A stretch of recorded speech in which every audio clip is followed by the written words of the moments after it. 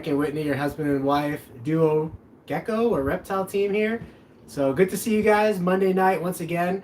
We're glad to bring you guys another live stream where we can interact with you guys, answer your questions live, possibly show off some cool geckos, and talk about things to come. So thank you guys for being here. Whitney's going to take the questions again, right? Uh-huh. And she'll be relaying the questions to me, guys. So she'll be behind the computer. So let's get started. All right. Thanks, hon. So welcome to everyone who's here. Apex, I see a grand welcome to you, my friend. Let me see if I can adjust this camera just slightly here. All right, so I do have a little bit of cleaning that I need to get to today. So I am doing baby column 5. And here are your chips, hon. What's up, J. Lee Brand? We got our Sailor Moon black, 50% Black Knight girl right here with that dark moon on her back. So pretty cool. Let me get I always use a container off to the side like this, which you guys can't see, where I put the geckos while I'm cleaning their tubs. But whew, all right, let's get into it. I was a little tired going into this live stream. Whitney was too, right? But I always get fired up about geckos, so I'm relying on you guys to get me fired up tonight. Wow, this guy still has a whole bunch of water left. So if the water's still clean like this, I'm just gonna dump it and refill it.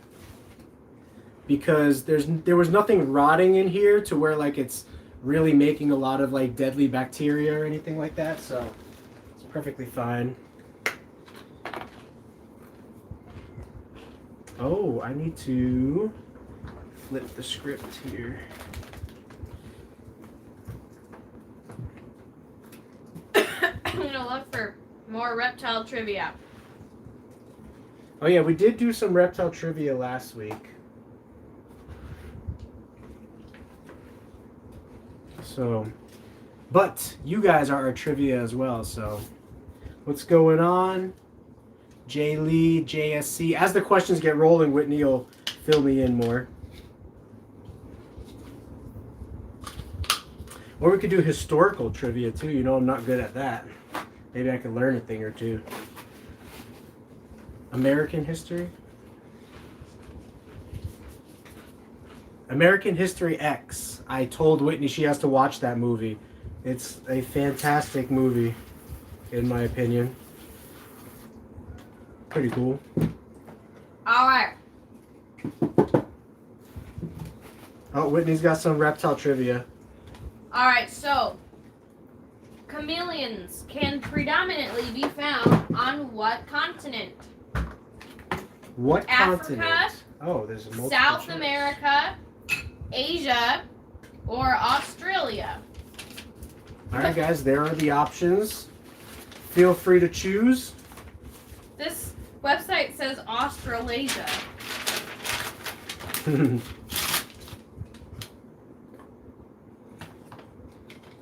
Look for the choices. I think there was a question too, as well. Apex, you have unlimited knowledge. It doesn't specifically say Madagascar, but you could be right. Yes, Africa. I mean, Madagascar is a part of Africa, so. All right. Why, is that correct? So, yeah. Jaylee said, I have a pair of leopard gecko eggs. How can you tell when they're fixing to hatch? Well, Jaylee, we have a whole video on this. Yeah, we do have an incubation video. And in that incubation video, actually, yeah, we have a couple videos as far as the terms of reptile eggs. But if you incubate the eggs at 88 to 90 degrees, those eggs are going to hatch at about 35 to 40 days. If you incubate the eggs at 78 to 80 degrees, or even 82 degrees, those eggs are going to hatch at about 55 days to 65 days. So as soon as the eggs are laid, we put a lay date on every single egg that we incubate, basically, so that when I record when that gecko hatches, I know its birthday, in case like a customer sometimes they like to know the birthday of their gecko, and so that helps me know their birthday. Some are found in the dessert. Huh. I didn't know you could have chameleons for dessert. But I guess you could have, you know, like an ice cream flavor that's called chameleon. That would be really cool. Like a reptile-based ice cream flavor. Wouldn't that be cool if you had an ice cream that like changed colors when it like went onto your tongue? Okay, yeah, that would be cool. Or like it reacts to heat, and like when you put your mouth on the ice cream, it changes colors. Okay, you got your thinking cap on tonight. I don't know how good that would taste, but yeah, pretty interesting. I mean, most flavors stay the same as you eat it, so if it changed, that would be interesting.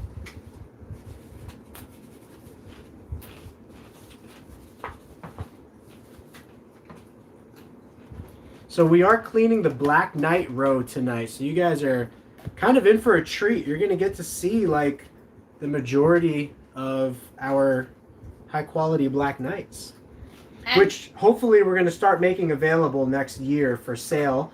A lot of people have been asking us about it. We've just been collecting because I would love to have a large pool of Black Knights to be able to offer and sell to people. So like lower Black Knights, medium, high, crosses, starting to get into some diversification like fasciolatus Black Knights, Turkmenicus Black Knights, which we should have some next year, Lord willing. What you got, hon? Oh, MT Life. I know that was like a typo. I just try to be funny. Whitney's got her dad jokes cap on. I know. Sometimes people are like, what? I mean, I've always wanted to be a comedian, but I know I wouldn't be a very good one. Now that's funny. I mean, yeah. She would be a cynical comedian. That's the type of comedian she would be. That's a fun what if. What if you were a comedian? What type of comedian would you be?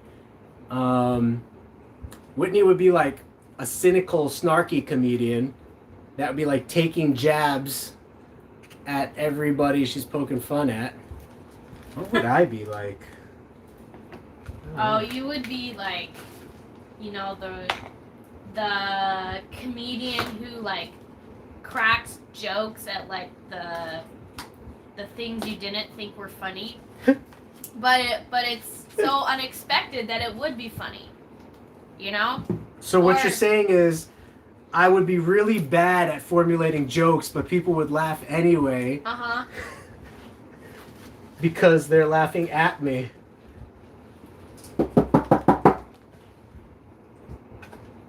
Cool beans. Hey, so Junior said he incubated at 90 and he still hatched females. Yeah, you can do that. I actually incubated this last year also at about 89 to 90 degrees. I only incubated a few eggs that way, and so far it's looking like all of those eggs are female. I can't confirm because some of them aren't old enough yet, but one of them is actually going into breeding this year. So I'm actually getting ready to do a video on this. I've had 100% success rate with incubating for females if the temperature is below 82. 100% of the geckos for 3 years in a row have been females. But when you incubate for males at that 87, 88, 89 temperature zone, it's really tough to nail down majority males. So what I'm going to experiment with this year probably as well is incubating around 90 to 91 degrees. Now you also have to be very sure that your incubator is accurate. What I mean by that is if your incubator is set at 90 degrees, you have to make sure that inside the little egg box is actually 90 degrees because it might be a little bit cooler. The water might keep it a little bit cooler in there. Different zones of the incubator might be actually a little bit cooler. So what I try to do is set up little test incubator tubs that are exactly like the regular incubator tubs that have the eggs in it, but they don't have eggs. All they have is like thermostat probes in there. And that's how I try to get an exact science as far as like, you know, to make sure that the temperatures are exactly what I'm trying for them to be. And so keeping that in mind, I'm going to do a lot of testing this year around 90 to 91 degrees to see if I could secure closer to 100% success rate for males, because that would be great if so. But females is good, females is good meaning that it works, but it's also good in the sense that if you're starting a leopard gecko business or collection, if you can incubate for all females for the first year, that's an amazing advancement. That's something amazing that will advance you so much, because for example, all of these black knights were all incubated to be female. You know what I mean? We had a bunch of black knights this year that we incubated to be female, crosses and pures, and so all we need to do is take one male to all those, and now we could potentially have dozens of black knight babies next year, you know. So yes, Mike, we do have a black knight leopard gecko project, and it is thriving. Yeah, it is pretty good. You know, I'm trying to be a little careful in saying like how good it is doing, but it's doing good. We have probably like 30 or so geckos in that project. Some of those are going to be, I want to say maybe like half of them are crosses and the other half are pures. And take a look at this. This is part of our lemon frosty Turk project. You can see this animal looks really cool. Just has this really faded out ghost-like appearance. Maybe we'll call it the fader look, you know, F-A-D-E-R, because there's a ball python morph that's called the fader, but no leopard gecko morph. So we've been trying to think of names for these guys. Ghostbuster, Casper morph, but fader might be nice too. Oh, I like fader. Yeah, fader's pretty cool. Sapphire and Mr. Cheese, the geckos, says, "Hi, can you do a reacting to subscribers' cages?" That would be awesome.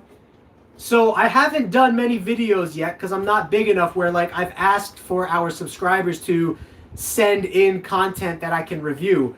But please keep me on top of that. I would love to do stuff like that in the future. For example, react to anything, right? React to my morph, react to my cage, react to my YouTube videos, right? And I could also do a review of like my favorite reptile YouTubers, you know what I mean? Stuff like that. Like I would love to do more stuff like that as time goes on. For now, I've been making a lot of educational videos, but in the future, I would love to do like fun type videos like that. So please keep me in remembrance of that. I usually write down every video topic that people recommend to me that's educational, but because that topic I know I'm not going to make for a while, just please, as you keep joining us over the next 6 months, keep reminding me about that topic and I'll try to put it together. The reason that topic's a little more difficult is because I need to first of all gather documents from all our subscribers, which is going to take a lot of time, and then assemble that into like a single video queue and then give my take on that video queue. So that would take that would be a significant amount of work. I won't put it lightly. That would be a decent amount of work. And so that would take a long time to gather everybody's information and all that. So I'm going to start doing that though. You know, that's pretty cool. I mean, I'm going to start like seeing if I could gather people's stuff like that, because then I'll have it all ready when the time comes.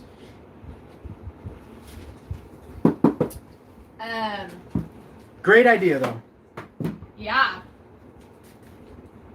Now also, you know, I'm kind of, you know, not to take anything away from Brooke, who volunteers sometimes, or my wife, who helps out a lot. Like she's worked 12-hour weekends for me, like cleaning poo for 12 hours, like actually 12 hours of cleaning poo, not like breaks or anything, like actual work time. So not to take anything away from the people that are helping me. You know, my mom's starting to do some of our accounting. My dad's going to do some sales stuff when he retires in a couple of years. Not to take anything away from the people who have helped me. My cousin who helps me physically and financially.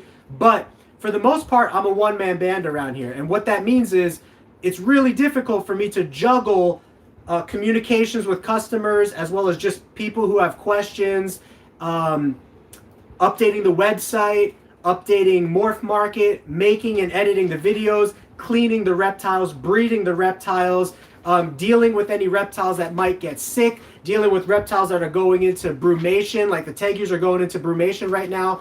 To handle that all as just one person is a lot. But in the future, as I have employees and stuff, I would love to do like a video a day. You know how some of those like YouTubers are like vlogging every single day? I would love to do like a video a day in the future when I have time and kind of grow towards that. So you guys are here in the early stages to see what this looks like, but I look forward to talking to you guys 2-3 years from now and seeing how this channel has evolved over the next 2 to 3 years, you know? So thank you guys for helping us with that. We're closing in on like 3,000 subscribers right now, which is pretty cool.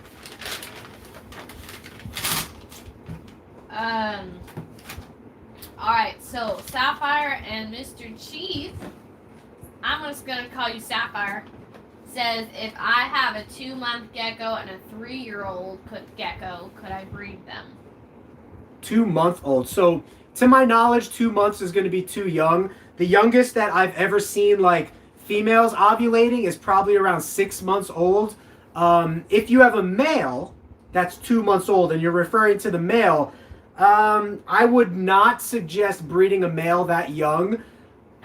You could breed a male around 35 to 40 grams, but if he's 35 to 40 grams and he's not sexually mature, you're going to get all infertile eggs anyway. Now, that's just my opinion. My cousin actually kept a young male with an older female, and we didn't think that the young male would fertilize the female, but he did. Now, I don't know how young that young male was. I just think 2 months is way too young for a male. I think the youngest I've ever bred a male at was 6 months. And same with the female. That's the youngest I've ever bred a male or female at. As long as they're up to weight at 5 to 6 months, I'm okay with trying it or recommending people trying it. And up to weight means different things, whether you're a beginner or an expert. If you're an expert, up to weight might be 35 to 40 grams because you know how to deal with that girl if things start to go bad and she starts to dwindle away little by little. You know little ways that you can medicate her and get her jammed up and pumped full of nutrients so that hopefully she makes it through that season. If you're a novice or a beginner and your girl starts dwindling away, you might not know what to do and she might die. And then was it really worth it? You know, you got to ask yourself. So here's my response, I guess. All right, so JSC says, how many grams does my female have to be, Leo, but before I breed her? She is 2 years old, so how many grams does she have to be? So again, this kind of comes down to experience. If you're an experienced breeder, you could breed a girl at 40 grams. If you are not an experienced breeder, I would recommend waiting until the girl is 50 grams, which usually happens around 8 months to 10 months. So that's my recommendation for people who are just getting into breeding. Wait until the girl is about 8 to 10 months and 50 grams. If you're an experienced breeder, like we bred like 10 girls this year that were around 35 to like 45 grams. So they're smaller girls.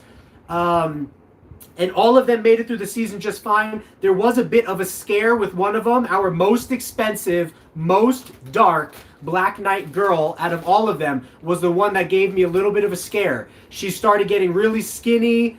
She was laying eggs but getting really skinny, and I was starting to fear for her life. So I stopped pairing her. I got her gut loaded as much as possible. I did everything that I could to get her out of breeding mode. Sometimes that requires you washing her tank to get the smell of breeding like away from her nostrils and stuff. Like, that's what I mean. Little tricks like that you can kind of do as an experienced breeder. But if you're a novice, you might not know little tricks like that, and then the gecko might wind up dying on you. So to keep it short, if you're an experienced breeder, you could breed a girl at 35, 40 grams. at like 6 months old. But if you are a beginner breeder or kind of a beginner breeder, I would recommend waiting till at least 8 months old for the girl and at least 50 grams or around close to 50 grams. If she's like 48, then hey, what's the big difference really? But all right. So, this is my question. whoa. Well, no, we have the Reptile Expo in November. Yeah. What's the status? Did we buy a table? Yeah, we have a table. So we have a table. We will be at the Reptile Expo in, where is it, Mesa? It's at the Mesa Convention Center. That will be November 20th and 21st. Look how black this gecko is. So I'll put this in there. This subadult, yeah, please do, hon. While Whitney's putting that in there, this subadult black knight temperature sexed female is looking amazing. She was one of the hatchlings from this year. Let me confirm sexual gender. She is looking female.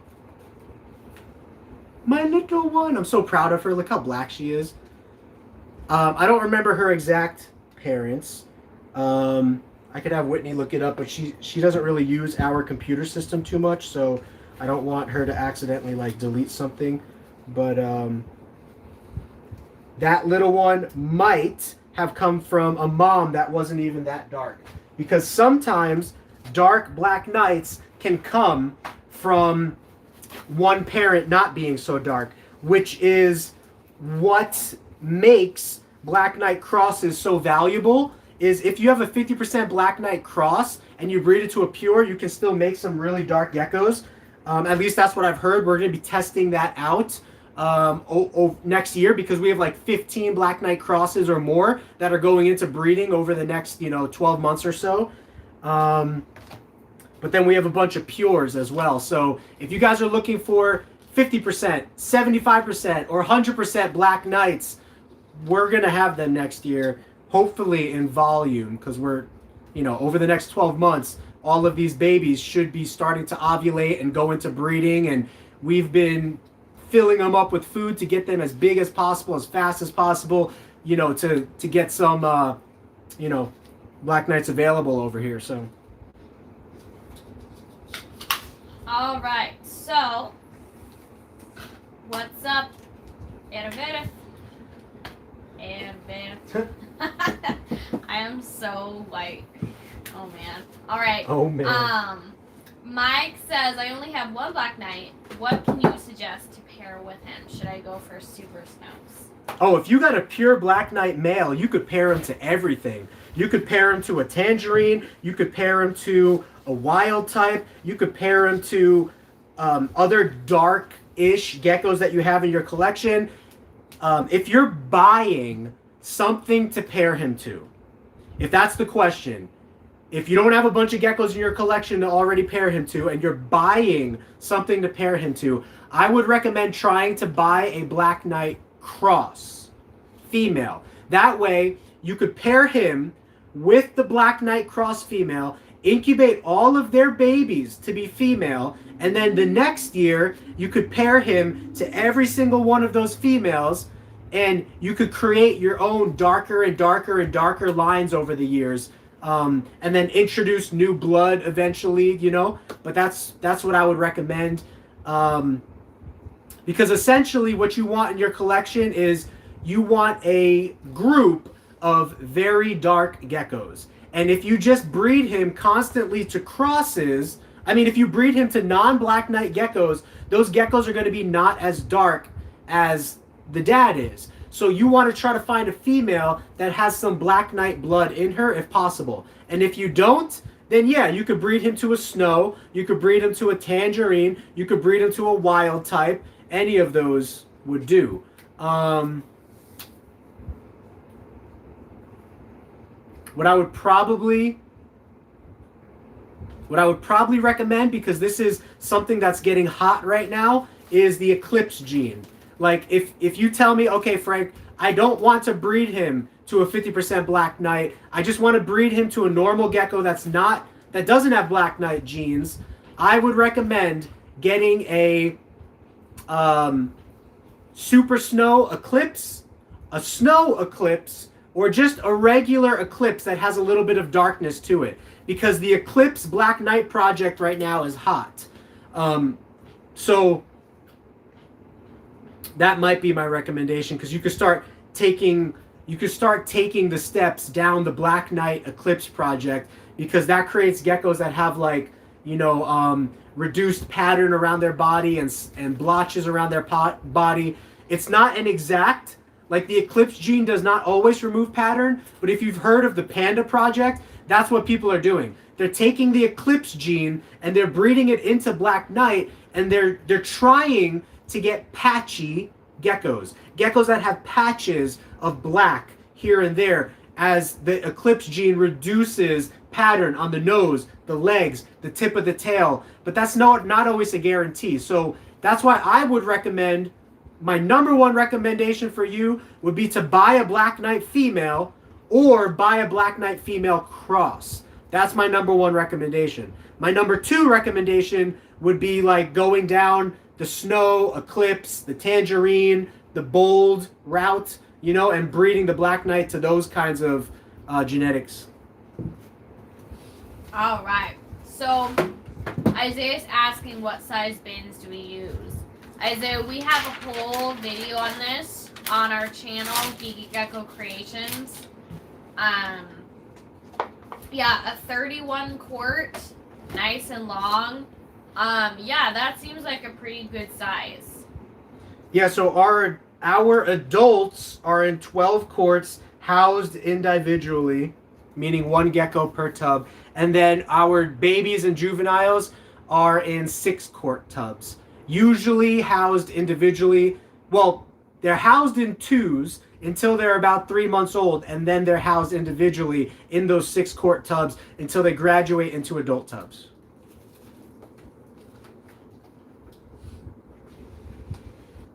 Yeah, Mike, please consider us for buying a Black Knight cross. Yeah, definitely. Hopefully, we're going to have a ton of Black Knight crosses next year, because we're just going to breed our male to like everything we can. But we do want to prioritize breeding him to all of these, you know, Black Knight girls that we have growing up. And every time you breed a male can breed to hundreds of females throughout a season. But it's risky. Every single time you put him with a female, something could go wrong. He could injure himself or whatever the case might be. Yeah, and just so, like humans. What? Yeah, just like humans.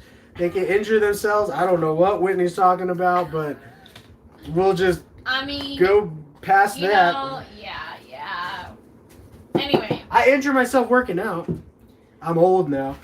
But yeah, to answer that question, what was the question?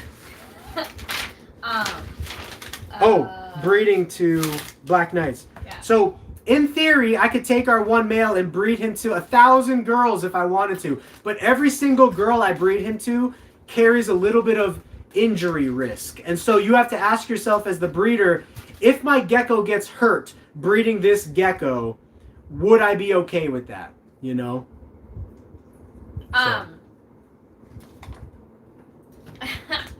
Apex, you just want me to do trivia so you can show off how much you know. No, I get it. I like trivia too. You know. No hard feelings. Raystoric says, what is your thought on the ciphers? Yeah, we get a lot of questions about what my thought is on the Cipher gene. So, the Cipher gene, as of right now, makes a pretty starking difference in a baby gecko, but then that kind of disappears as the gecko gets older. When the gecko gets older, its look, the Cipher look, which is a line down the middle of the back and a line down the tail, that look kind of disappears as the gecko gets older. So the real question is, what's going to happen when we start breeding Black Knight into Cipher, Tangerine into Cipher? I'm keeping an eye on that. To be 100% honest, I'm not invested in Cipher right now, because as of right now, I just don't think it's going to make that big of a difference with the current morphs that we have to where I want to work the project. But that always changes, right? Like once you've exhausted all avenues for like 10 years, any little difference, even if it's a little difference, gives you inspiration to work something new. But since I'm only 3 years into breeding, what I want to do is I want to make the best of the best Black Knights. I want to make the best of the best Tangerines. I want to make the best of the best White and Yellows.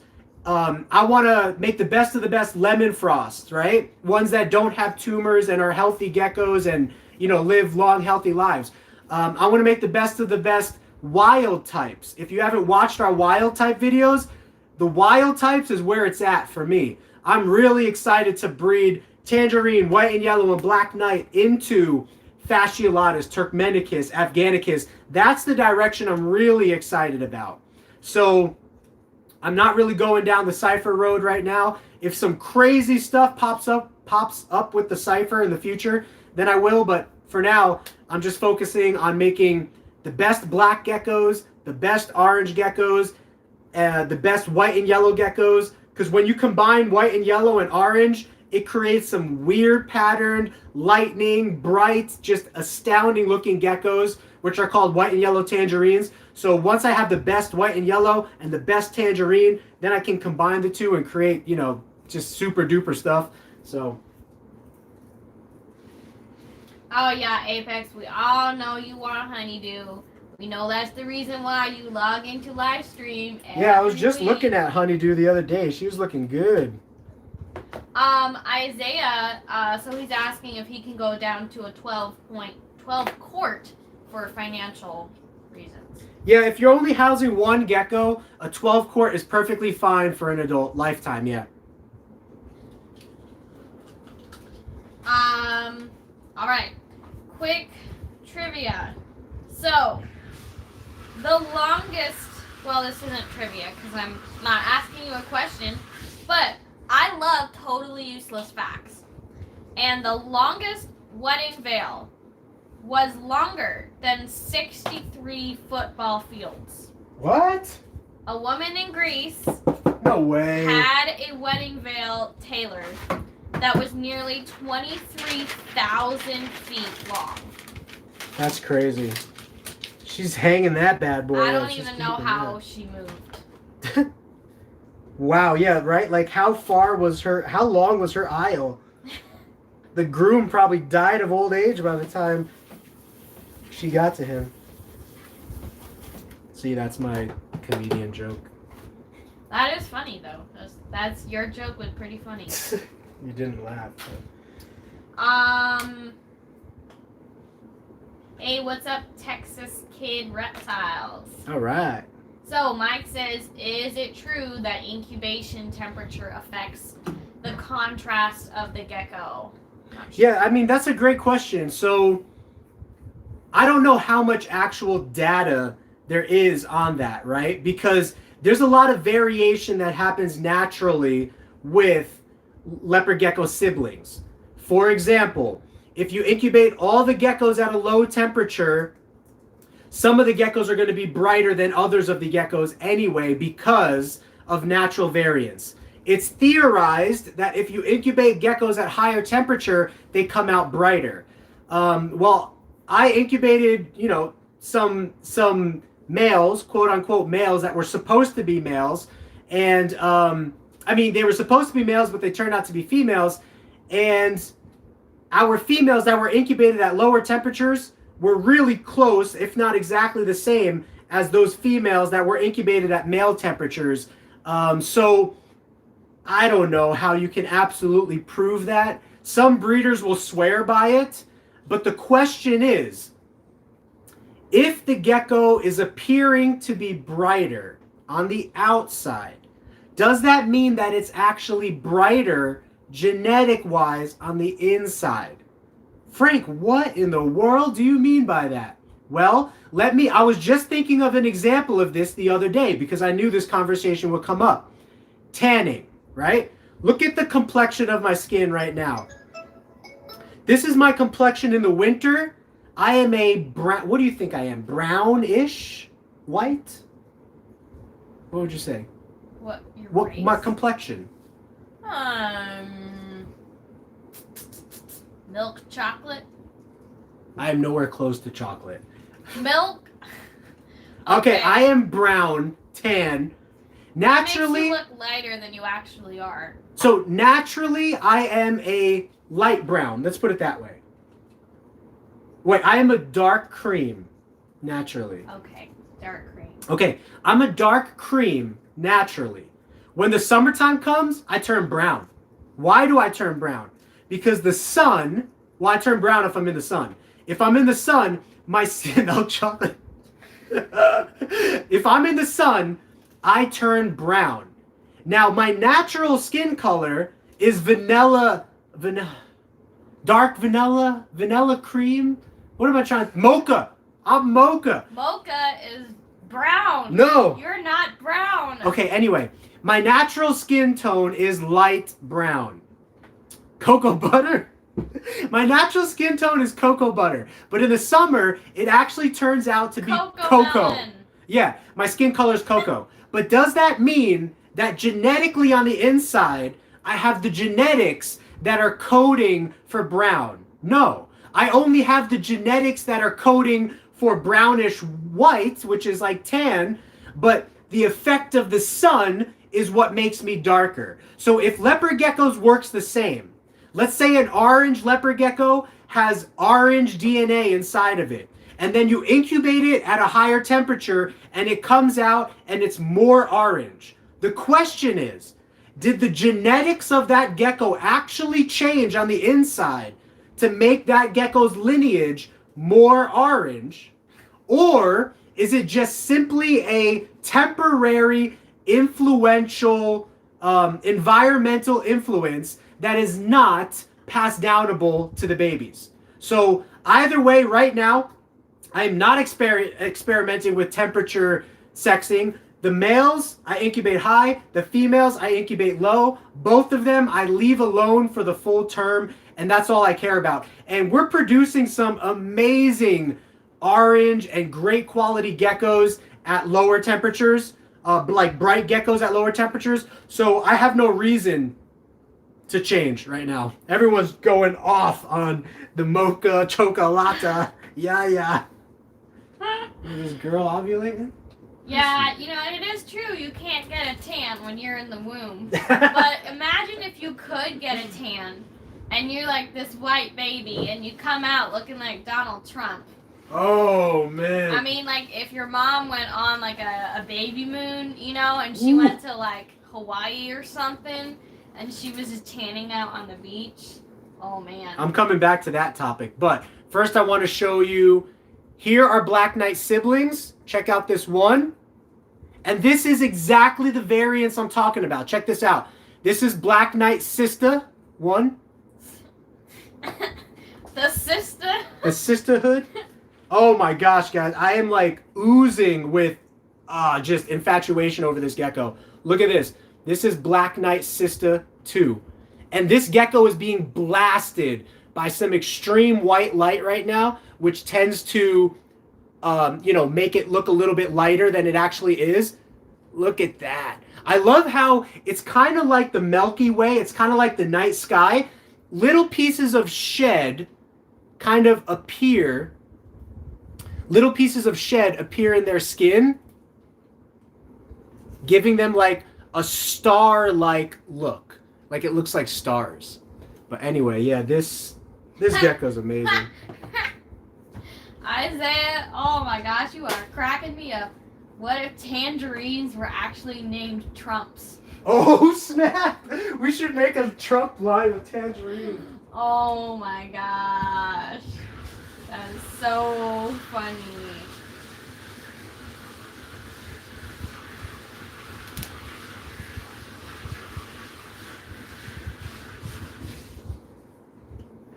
See, I knew you guys would help energize us for the night. We were a bit tired coming into this stream, but you guys never disappoint. So anyway, I'm going to have to keep that in mind. I might even write that on my whiteboard because that is just too good. So on my whiteboard right now, I have Trumperine. Trumperine. Oh man. Don't scare your daughter. Yeah, so on my whiteboard right now, we have the Black Knight line that we want to develop. Our darkest geckos we want to call the Obsidian line, right?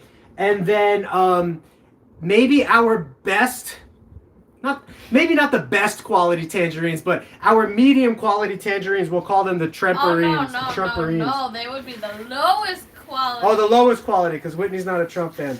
But if you guys are watching Netflix right now, there's that show called The Comey Rule or something like that. It's actually The Comey Rule. It's actually pretty good. It's like a little bit of history into like the political race between Hillary and Trump, and they like reenact it. I'm enjoying it. It's pretty funny. It's pretty good.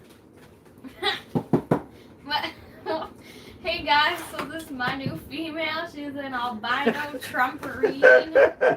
Can you imagine if Trump was albino? That'd be the most terrifying sight ever. That would be. If we created a Trumperine, he would probably come on our live stream. Knowing him, especially for his 2024 presidential race, he would want the votes of the reptile people. So he would try to come on our live stream and be like, people of people of the reptile world, I just want you to know I am in favor of you. I will never take away your rights as reptile people. Vote for Trump. I always do the worst like Trump impressions, but Whitney gets a good laugh. Best. They're so funny. Oh my gosh. I don't even know how we got onto this topic. The Trumperine. Oh, I started it. That's how. Of course I would. Of course you would.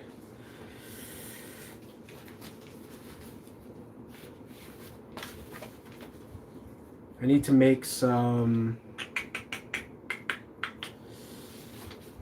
more cutouts here.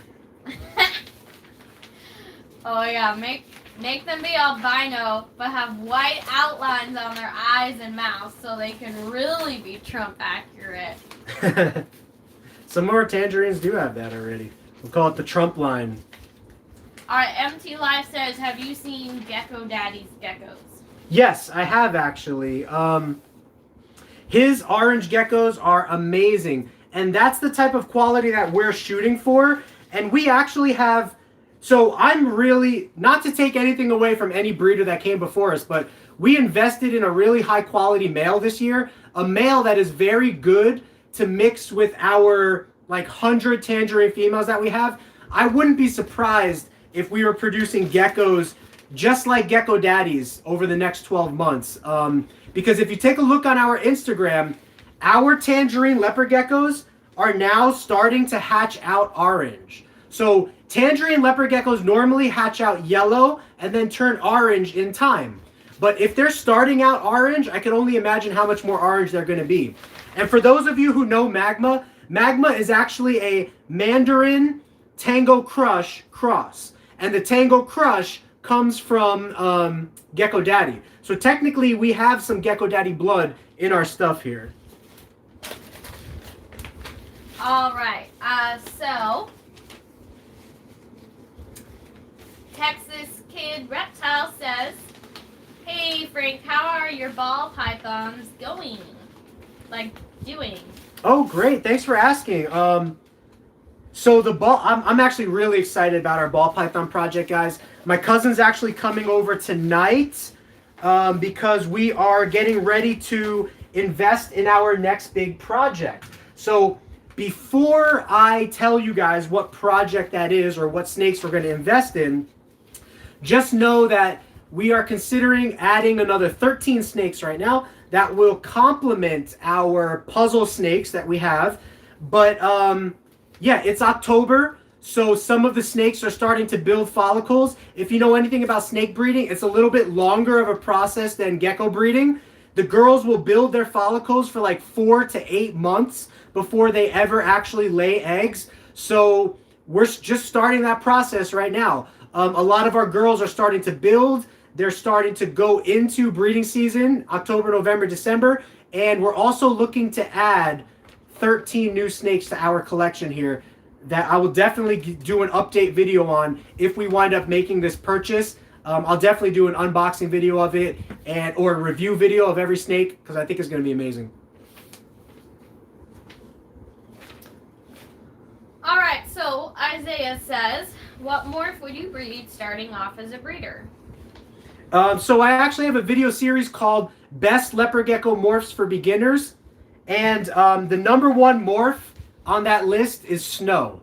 Because a single copy Snow does some pretty cool stuff. And you can mix it into almost anything. Tangerine, white and yellow, bold, black knight. You know, you can mix Snow into anything. But when you mix two Snows together, it creates a super Snow, which is really cool to make as a beginner breeder. And they're not expensive, so it's a great project to get into at the start.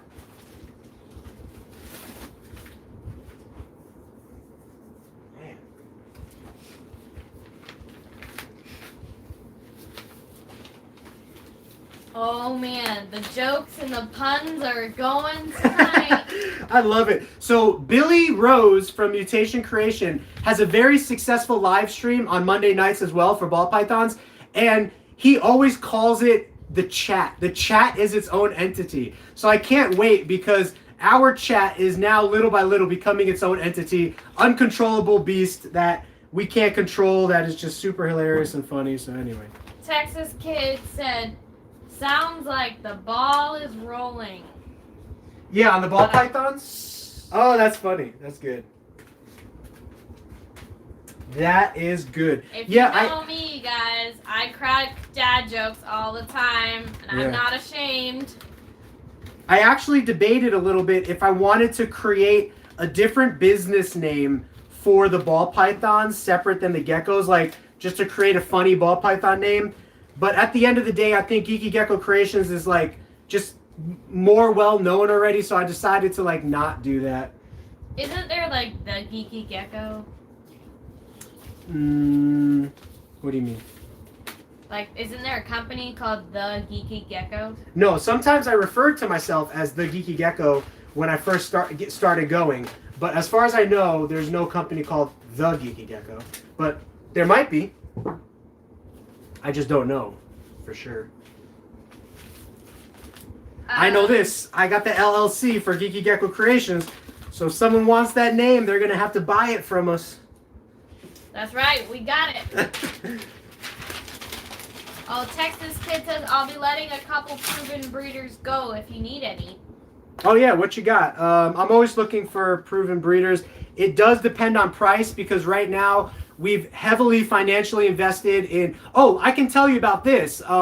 I just bought a giant clown girl the other day. So 3,600 gram clown girl. And we're going to breed probably our puzzle into that to make some double het puzzle clowns this year. But I'm really excited for her. She should be coming Tuesday or Wednesday of this week. I'll do a video on her because she's kind of like the introduction to the clown side of things for our collection, since we mainly have the puzzle side of things. So it depends on finances, how, you know what I mean? But I'm always looking to add breeder girls because I want to take our puzzle stuff and add it to like any gene that, you know, we can. So Derek Nelson says he sent you some pics of his babies recently. yeah, 1 out of 5 of his raptors is amazing orange, the snow pastel, and one of his het blizzard, het albino, looks black, almost looks black with very little yellow and high whites. Wow, that's really cool. Yeah, I'm sorry I didn't get to respond to that email, Derek. I did see it. I think that's amazing. I am scheduled to go back through my emails and like respond to stuff that I haven't hit.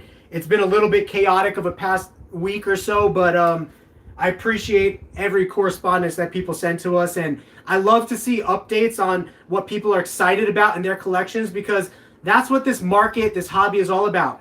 You guys being excited to work projects. And so I hope this channel can light a fire underneath you to be more excited, and that's my main goal, is just to create a platform where we can spur on each other's excitement, learn from each other, show off, you know, each other, show off our animals to each other, not show off each other. We're not for sale necessarily. Or are we? Or are we? Yeah, how much was that clown girl? So she was 2,500, but I talked the guy down to about 2,000 shipped. So I got a really good deal on her because the thing is, she's pastel and spider. She's a pastel spider clown. Two genes that people don't really want in their clowns. Pastel and spider. So that's the only reason she's so cheap. If she didn't have pastel or spider in her, and she was just like, let's say she had like red stripe in her, she would be like a $6,000 girl. People probably wouldn't even sell her if she had red stripe in her.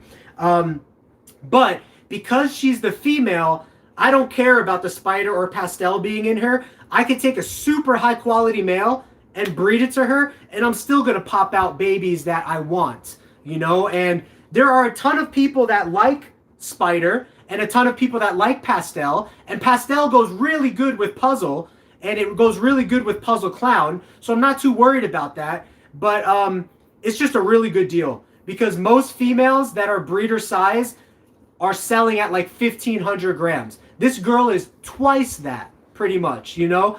And I got her for a pretty, that to me, that's a good deal. Most people don't sell their clowns. That's another thing. To find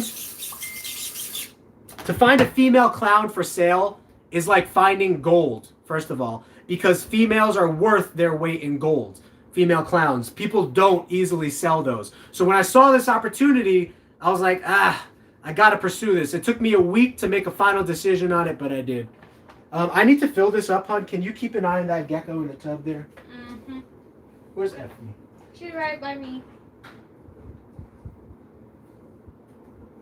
Do some trivia with people. Alright. Did you know that just like a lot of people are allergic to cats, some cats are allergic to people? But it's pretty uncommon due to the fact that we bathe ourselves more often than other species, and we don't shed as much hair or dead skin. But yes, some cats are allergic to humans.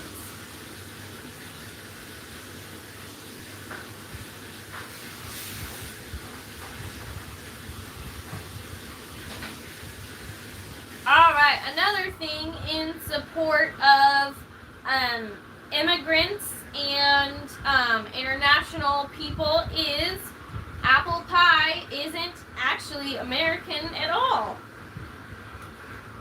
Apples are in fact native to Asia, and the first recorded recipe for apple pie was actually written in England.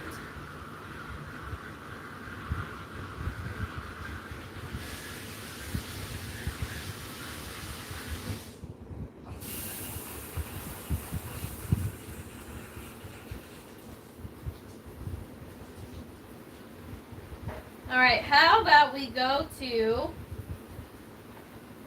more gecko trivia?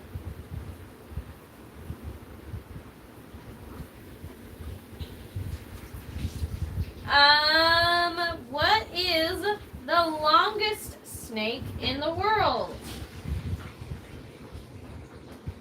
Well, I didn't miss the question. What was it? What is the longest snake in the world? Oh, snap.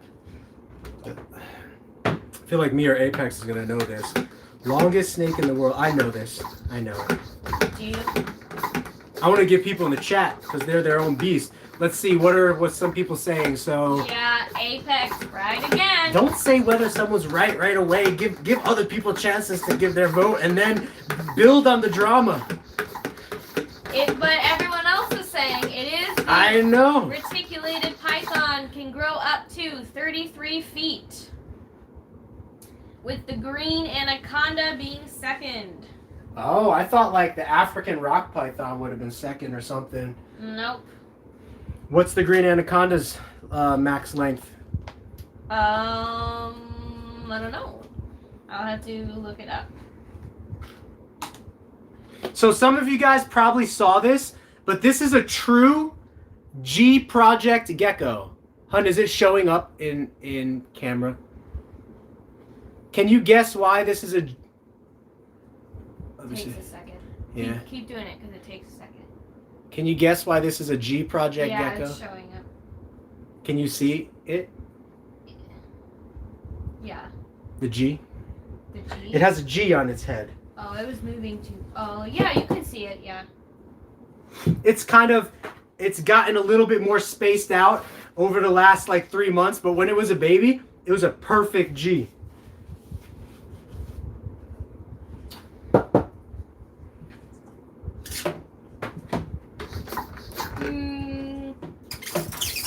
Well, according to Google, green anacondas can grow to, well, actually, according to National Geo, green anacondas can grow to more than 29 feet. Wow, that's pretty big, actually. I guess because a lot of their weight is supported underwater since they are aquatic, partly. Yeah. Yeah, I mean, they're thick. We went to the Tucson Reptile Convention, and the Phoenix Herpetological Society was there with their anaconda, and it was pretty awesome. Man. Yeah, if you guys ever get a chance to go to the Tucson Reptile Show, I think it's called the Tucson Reptile Expo, maybe. Anyway, when the Phoenix Reptile Expo goes down there, they bring like giant snakes, 5-foot like lizards. It's the Phoenix Herpetological Society. Yeah, they bring like 5-foot lizards. Or if you just get a chance to tour the Phoenix Herpetological Society, you will not regret it.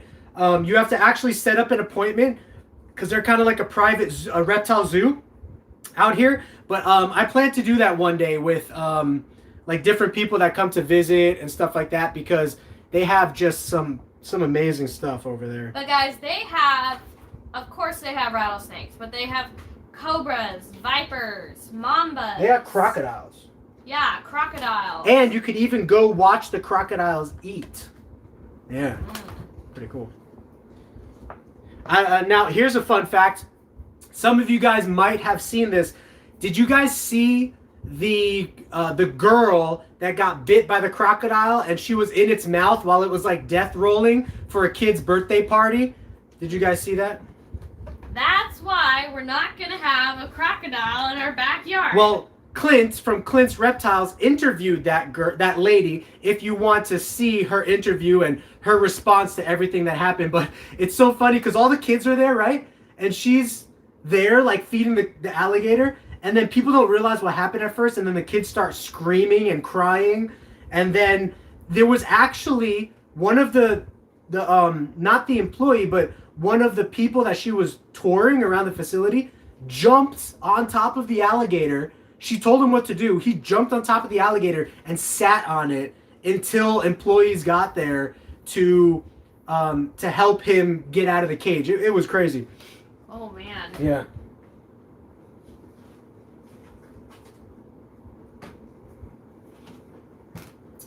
Let's see.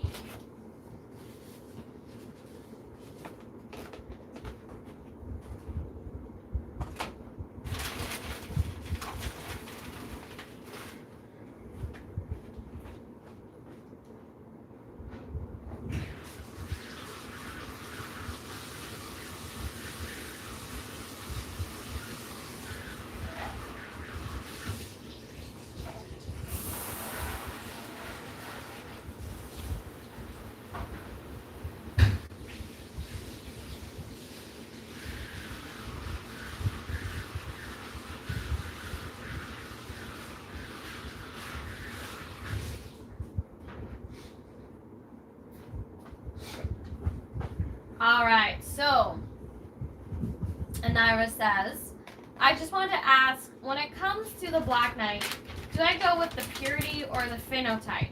I see Black Knight crosses that are dark for less money than a pure Black Knight. Ooh, that's a good question. Man, that's a good question. That's actually a question that I can't give you 100% assurance on, and let me explain why. Is because I've heard other breeders talking about the fact that if this gecko is labeled a Black Knight, but it's not so black because it's pure, or because it comes from two like dark parents, that it has the capability of producing dark babies. I've heard that from Echo Geckos, who is one of the most popular faces of the Black Knight project. But I tend to be a phenotype person, meaning that I don't care what you name the gecko. It could be named whatever, you know?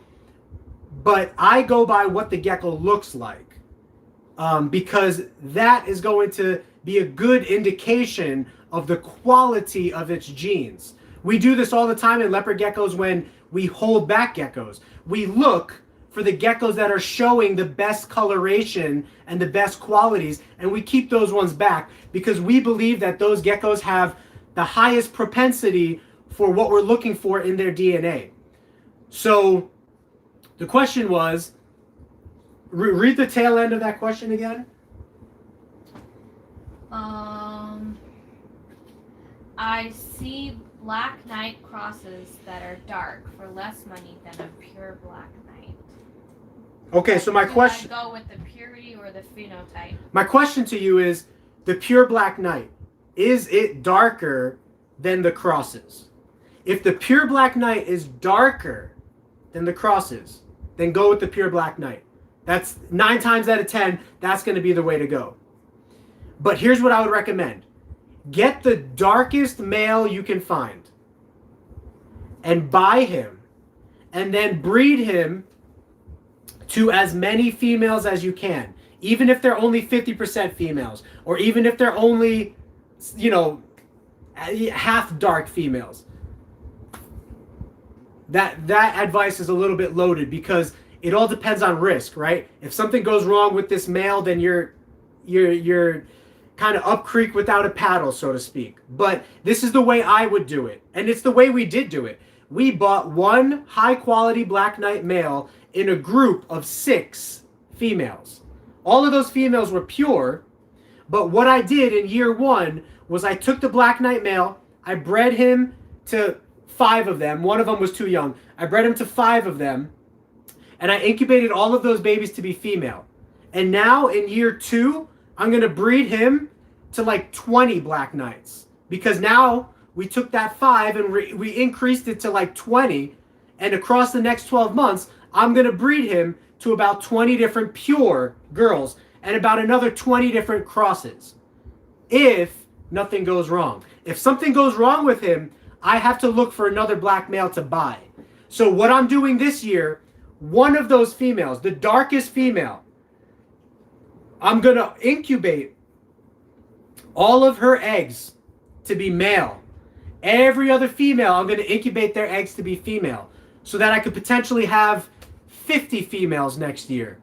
And I'll have like 5 or 6 males. And I'm good with that ratio. If I could get a backup male to my male, that's what I want in year 2 of breeding. Year 1, I rolled the dice.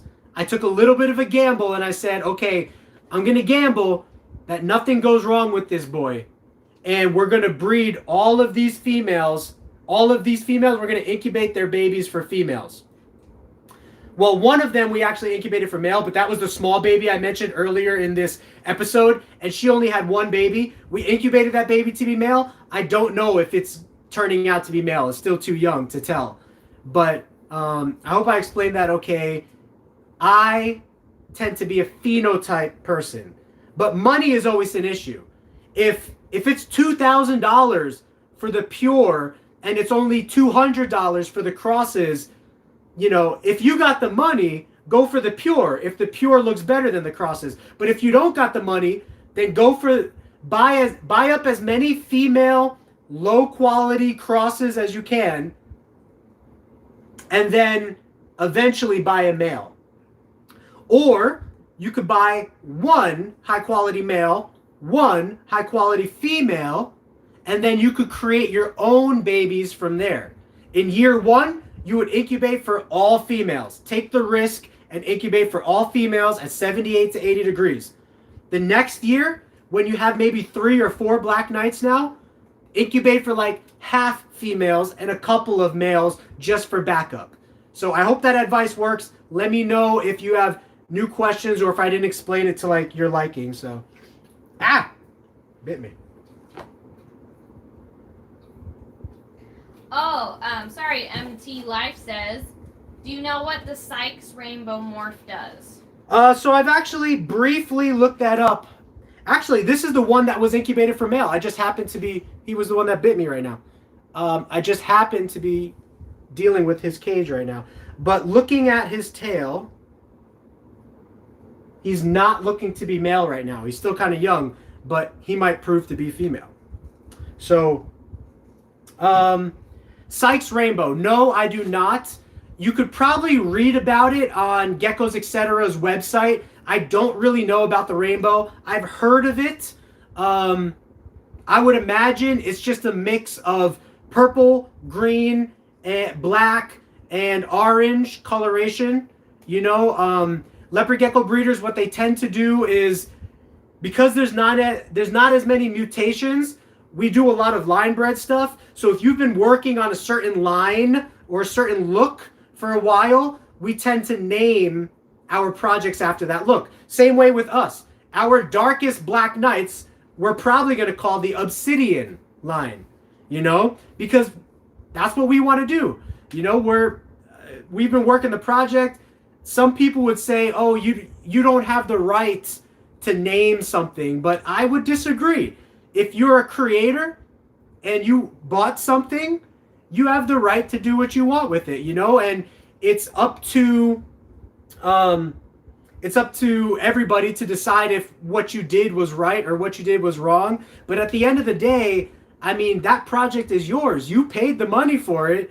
You bought that animal. You're putting in the time to breed it. In my opinion, you should have the right to name it if you want to. If you want to. You might not want to. But if you want to, I don't think it's that big of a deal. But there are some people that will say it's a very big deal, but I'm not one of those people. Oh, not to warn you, but it's not your fault. Effie, you can't do that. I have shoes on too, so I can't feel around. You okay? Come here, baby. It's another one. You okay? You okay? Now, what I will say is, what I would recommend, this would be my recommendation, don't name something until it has some characteristic differences that you can pinpoint, identify, and mimic, right? So that's kind of the same with our darkest of the dark black knights. Is not every black knight is super, super dark. So the darkest of the dark, why not create a special name for that, you know? Same thing with the Lemon Frost project that we're working on. The ones that are kind of coming out more pale or ghost-like, I want to name that something different than just Lemon Frost because it's actually something different. So the word ghost is already taken in leopard geckos.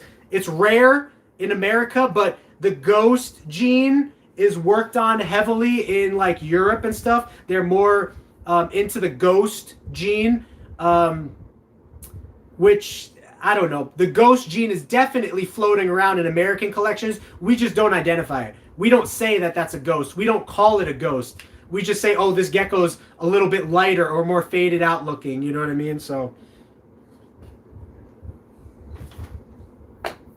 but anyway, yeah, fader or Casper or fader is kind of the direction I'm heading towards for that. Yeah. All right, what questions I miss?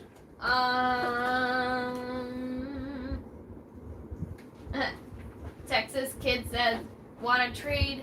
Oh, he's.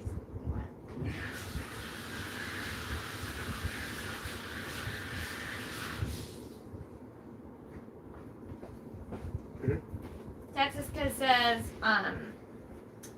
want to trade? Sorry, I'm getting really tired. Oh, want to trade a cotton candy raptor for a black knight? So see, that's another thing. Like cotton candy, that's a term that I've actually never even heard. But I believe it exists. I believe somebody named some kind of line or lineage, you know, cotton candy, and it sounds really cool.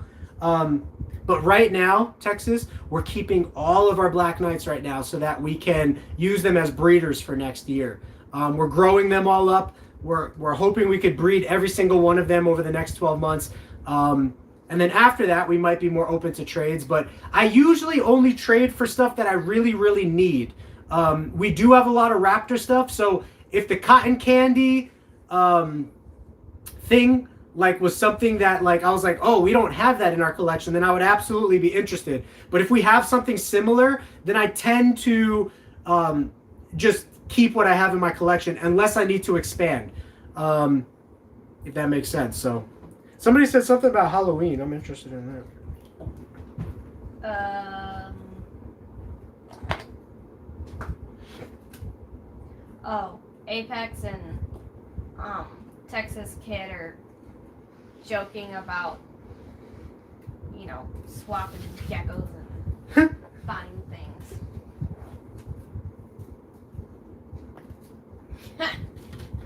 Yeah, I'm a teacher. I need $20. Eric says, what is the earliest I can pair my male that is about 6 months old and is about 50 grams to a year-old 60-gram female? So he's 6 months old and 50 grams to a 60-gram female. I would just try to pair him now. If she's ovulating, try to pair him now. If things, you know, I think 50 grams is well beyond the point of concern at this point compared to a 60-gram girl, which is very similar in size to him. I would pair, my friend. And again, anything can go wrong, so please don't blame me if something goes wrong. Anything can go wrong with any of our geckos at any time, but under your situation, I'll put it this way. I wouldn't hesitate to pair. I would pair right away if the girl was ovulating. I'm big on the ovulation. Only pair a leopard gecko when the girl is ovulating, otherwise you're just going to cause a fight between them.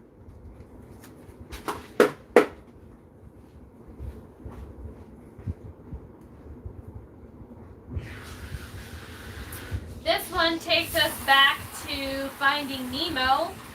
How old is the oldest, well, I guess if we're talking about sea turtles, I don't know. How old is the oldest turtle in the world? How old is the oldest turtle in the world? 150. 127, 219, 251, or 188? Good grief. 188. You're right. It was 188. It was high. It wasn't too low, but it wasn't too high. So that 200 something, that just sounded way up there. Living on the island of St. Helena, Jonathan the tortoise is estimated to be 188 years old.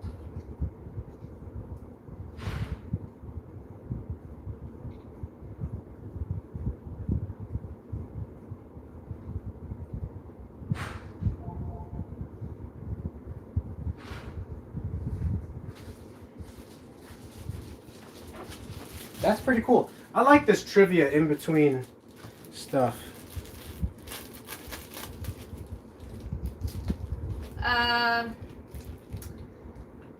Derek says embers. That's what I'm trying for. If my females and male will work out. No luck yet, but I could try my raptor male then, or raptor female, then take a baby and breed back. Then I could get raptors and embers. Yeah, definitely.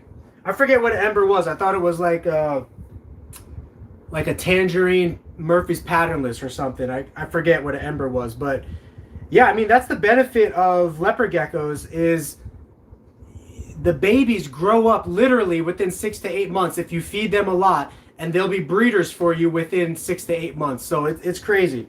Leopard geckos are awesome. But it's all about what exciting new directions can we take the leopard gecko world. I am very excited about the wild type direction. I don't think enough people have focused a lot on the wild type direction. And now that we got black knights in America, like more heavily, we could get black knights into wild type. We could get tangerines and white and yellows into wild type. and just create some really cool stuff, you know. If you haven't seen my fasciolatus video, please check it out. That's great. The Afghanicus video is great. It really shows the potential of the wild type genome, combining that with the regular captive bred genome. Eric says, are you still selling in bulk by any chance? And if so, is it just tangerines? Right now, no, Eric. But over the next 6 months, we most likely will be, because we're hopefully having a lot of breeders in the rotation this year, somewhere between like 200 to 300 breeders over the next 12 months, and so I would probably be selling in bulk over the next 6 to 12 months. Some really high quality stuff, actually, you know, because it's a lot easier for me to sell lower price and higher quantity than it is for me to wait around for somebody to buy a $200 to $300 gecko, and then it's just growing up on my shelf and no one's bought it yet, which is what happened this year. I had a bunch of pretty good quality geckos at like $200. Nobody bought them, so now I'm just turning them all into breeders, and then next year I'll sell their babies for like $50 to $100 in bulk, you know, purchasing, and then you'll get amazing genetics in breeder group style. You know what I mean? You'll just get a whole bunch of stuff of what you can use and what you can create your own projects with. So I'm kind of an ingredients guy. I like to make the ingredients for you so that you can work your projects in whatever direction you want at a reasonable cost, you know?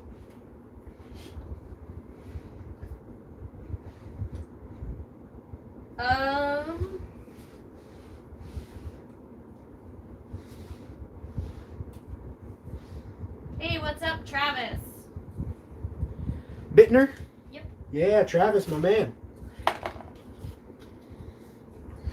All right. I think we might wind it down soon. Yeah, Mike. What time is it? 8:26. 8:26. So a couple minutes, guys. My voice is getting really tired. I do need to pound through the rest of this cleaning.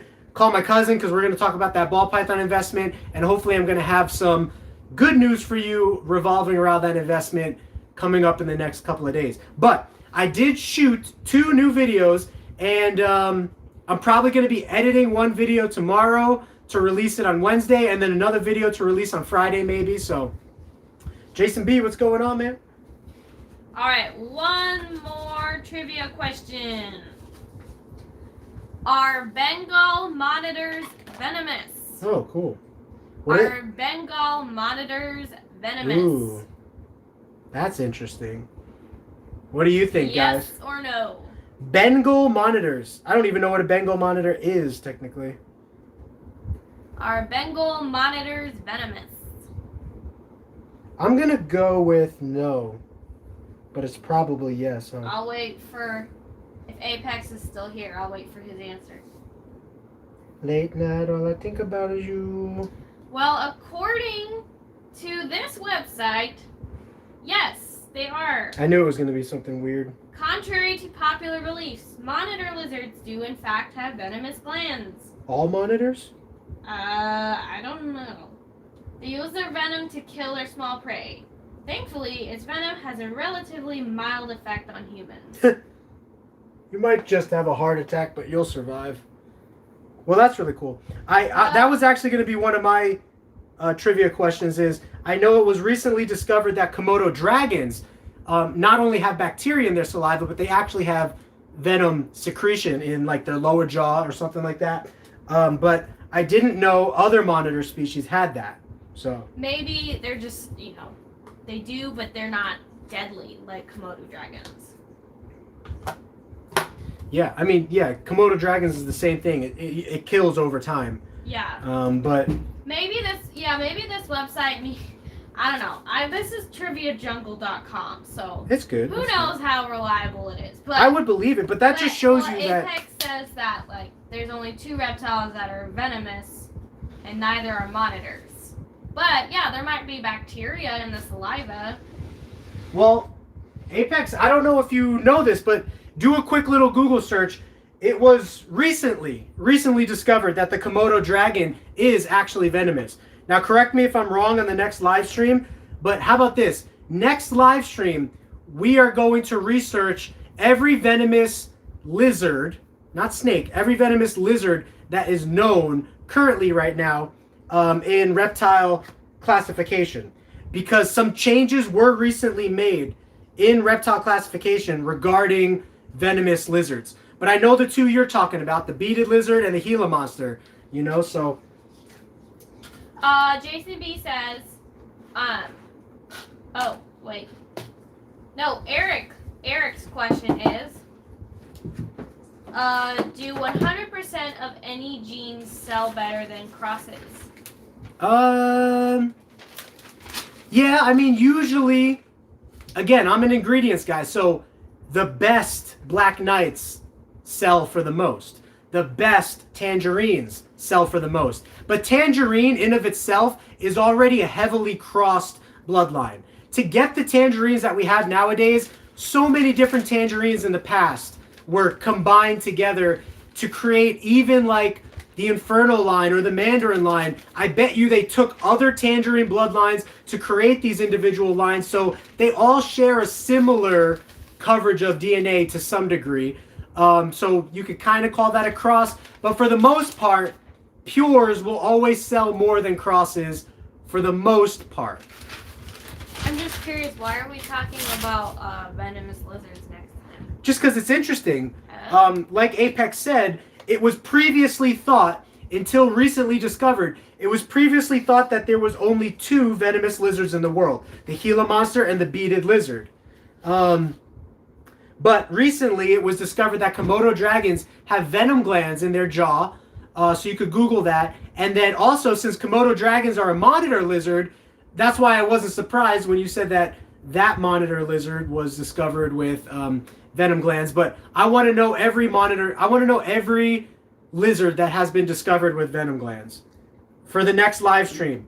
Bring that information to the next live stream, guys. Remind me, and we're gonna bring it up next time. We're gonna talk about it a little bit. Venomous lizards. See if you could find every newly discovered venomous monitor lizard or species of lizard, because classifications are always advancing and changing, and we're gonna talk about it a little bit during the next live stream. Be pretty cool. Oh yeah, interesting. So it's the crotamine in the Komodo dragon's saliva. So the crotamine in the bacteria in the saliva stops blood clots in humans and can cause humans to bleed out. Yes, but that's different than the venom glands that were recently discovered.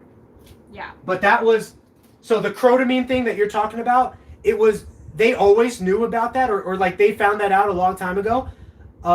But just recently they discovered that it's not only the bacteria that helps kill the animals and weakens their immune system, but it's also mild amounts of venom that actually gets secreted when they bite into the animal. So it's pretty interesting.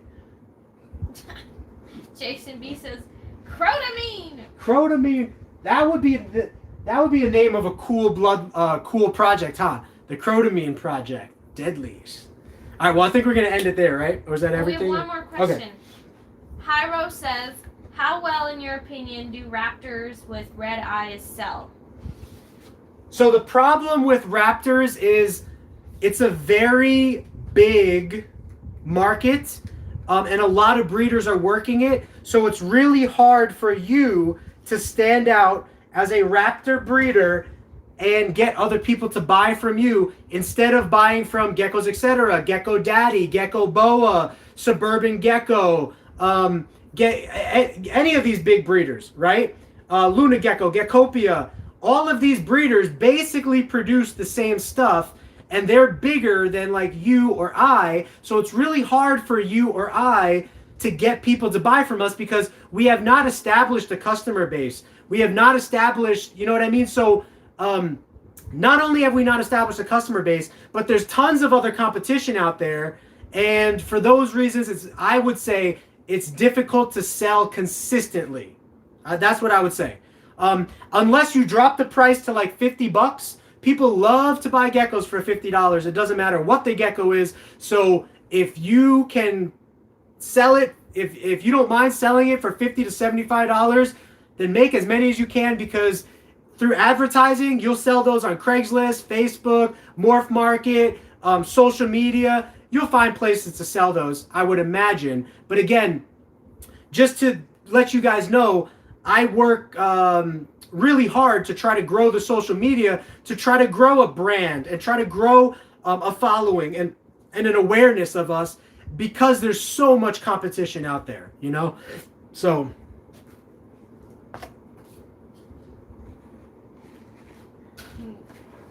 now if you're more financially driven, I would suggest ball pythons, because there's more genetics to work with. People are willing to spend more money, and especially if you have a lot of money in the beginning to get into like high dollar projects, you could really set yourself up well. But if you're kind of scared to jump in around high dollar projects, or you've never done it before, you could jump in at lower end projects, make some really cool snakes. And again, you're probably not going to sell the low end stuff because there's so much competition for it. So that would be my recommendation, is think of it this way. Just think of it this way. You are not going to sell your low end stuff. You're only going to sell your high end stuff. If you can keep that in mind and you're okay with that, then go for it. The low end stuff you could sell for really cheap to people, or you could even work with wholesalers. You know, wholesalers buy leopard geckos at $13 a gecko, $30 a gecko, you know, and, you know, you're not making much, but at least you're making something. And you can go to reptile shops around your state, and you can say, hey, I'm a leopard gecko breeder. Here's what I produce. How much can you buy them for? And they might buy them for $30 or $40 typically. But if you're making $100 a year at $30 a gecko, that's what, like $3,000 a year? So, you know, that's my experiential statement of what I can say right now as far as how well leopard geckos sell. The market is huge, and there's a lot of competition, and it's really tough to be the person that people buy from instead of somebody else, you know? So I'll say that. Now, I saw somebody mention about our tubs being small. These are actually industry standard size tubs, and it's been proven time and time again that leopard geckos actually do really, really well in smaller setups like this. Not to say they can't do good in a bigger setup, but anytime someone has a health issue or a gecko that has a problem eating, I always recommend moving them to a smaller tub, because it makes the animal feel more safe, and that's what we really want for the animal.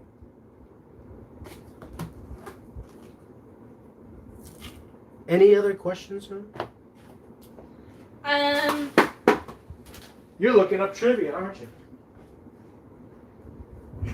I am. I can't really find any like good trivia questions that are, you know, beyond the basic, like, you know, what do geckos eat? Where do they live? So I'm gonna do more general reptile trivia questions. Huh?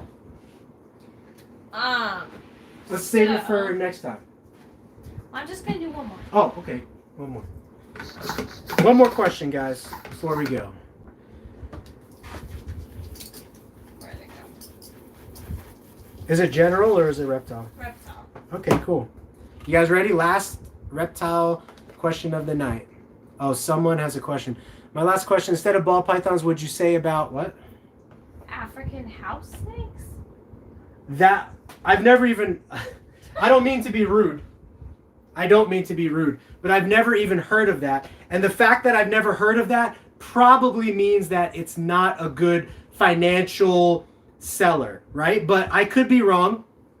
Here's what you could do. I have a video in our past video history on morph market as a breeder. It teaches you how to know what animals are being bought at what prices. So before I invested in Black Knights, before we spent like $15,000 worth on Black Knights, I looked up to see how many Black Knights were actually bought and sold in 2020 before I invested that much money into them. I wanted to see if the market is hot for Black Knights and not just me. I wanted to see if other people were interested in it and other people wanted to buy it. Well, after like 3 pages of Black Knights that were all bought in 2020, I was able to come to the conclusion that Black Knight is a hot project right now based on that method. use those tips and tricks that I mentioned in that video, how to use Morph Market as a breeder. I think it's part 2. Watch both videos, part 1 and part 2, and it will teach you how to know the market and how to know what is selling. And that snake that you were talking about, you can look it up in Morph Market and you can see how many of those snakes sold in 2021, at what price, who bought them even, and how consistently. Those are all things that you can know from Morph Market, and watch my video to learn that. I show all that, for you guys.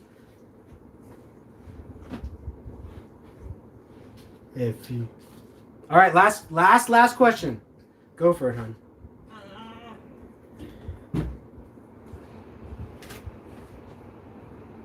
Oh, by the way, this is how I check for my females while I'm cleaning. Every subadult gets checked for ovulations and then gets marked if she is ovulating. So I'm accomplishing 2 birds with 1 stone.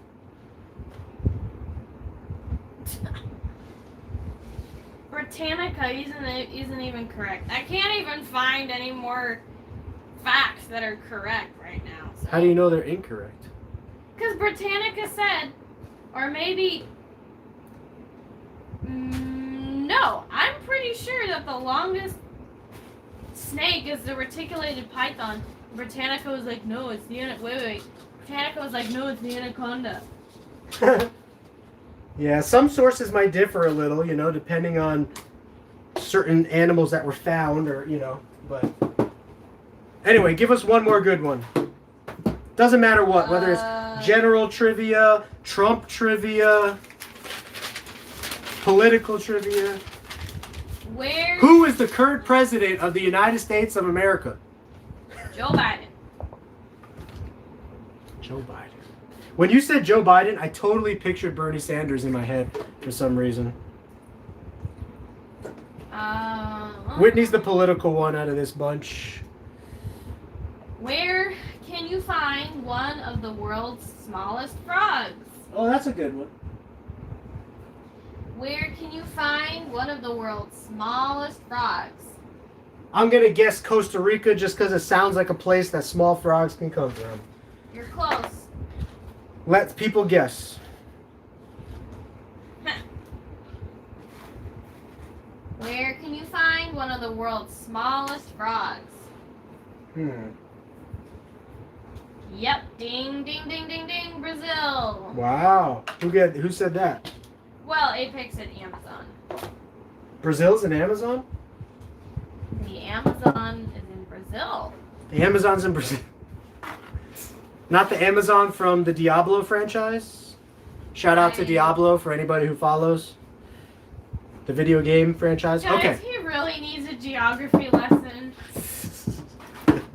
One day we will travel to these places. With your love and support, we will have enough finances. Actually, I get really plane sick and boat sick. I don't make a good traveler. We went to Hawaii for our honeymoon, and I was sick when we were snorkeling off the beach because Hawaii, the beach of Hawaii is so choppy. When you're snorkeling just right on the beach, I was getting seasick. And then, we paid like $500 to go like reef snorkeling, and again, seasick. But I made myself jump in the water, and I got to hear the whales, right? Like we were swimming right next to whales, and you could hear their echolocation underwater, right? Their sonar, whatever. I was waiting for my wife to say something towards my echolocation comment, because that's typically for bats. But do whales use echolocation? Yeah, whales use a type of... I think it's called sonar for whales, though. Yeah. Sometimes I just like to say things to prompt a response out of Whitney. So come on over, hon. We'll say goodbye. And let me put this guy away. This is not an ovulating gecko. Fasciolatus. Excuse me, I gotta get under here real quick. Alright, we finished. Finished what? 1 row in an hour and a half. And it usually only takes me 30 minutes. But we got a lot of conversation done with you guys, and we really appreciate it. So, any closing remarks? Let me help Whitney here. No, don't do that. Honeydew. Next time, Apex, come with the knowledge of venomous reptiles. I'm leaving it in your hands. I want to know every venomous lizard that we are aware of. Bring that to the live stream next session. We're going to talk about it. Thank you guys so much. Hey, if you haven't yet, before you leave, please take a quick second to just like this video. It helps us so much. Give it a thumbs up. Really appreciate it. If you haven't seen our latest video, I just dropped a couple of videos over the last couple of days. Please check those videos out. Some pretty great topics showing some pretty cool geckos. Thank you for the likes coming in. 21 likes. Really appreciating that. You guys are awesome. You know, you guys motivated us today. You guys are part of the reason of what makes this hobby and the social media side just, you know, a passion and a joy for us. So thank you guys so much. Whitney and I will be signing off for now. Until next time, in the next video I'll see you, but next live stream we will see you 7 days from today. But until then, have a geeky gecko great day. Peace, guys. Bye.